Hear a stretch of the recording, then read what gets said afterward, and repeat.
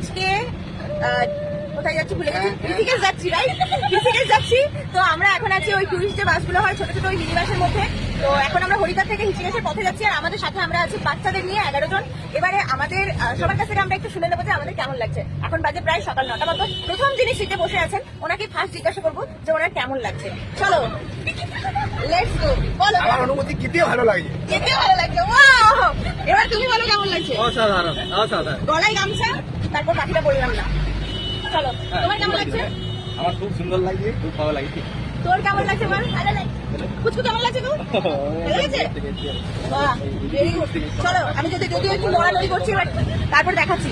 Next হচ্ছে যিনি প্রথম সিটে বসেছিলেন ওনার ওয়াইফ, কেমন লাগছে? খুব সুন্দর লাগছে। Very good. দাঁড়াও, এরপর আমাদের অদ্রিজা। হ্যাঁ, অদ্রিজা কেমন লাগছে? খুব ভালো লাগছে। ওয়াও।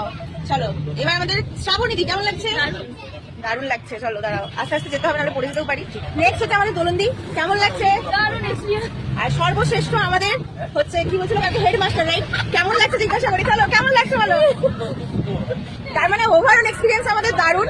নেক্সট আমরা খুব মজা করবো, ওখানে গিয়ে যা যা অ্যাক্টিভিটিস আছে আমরা করার চেষ্টা করবো। বাকিটা আমরা ওখানে গিয়ে শেয়ার করছি। এখনকার মতো সবার সাথে দেখুন, টাটা।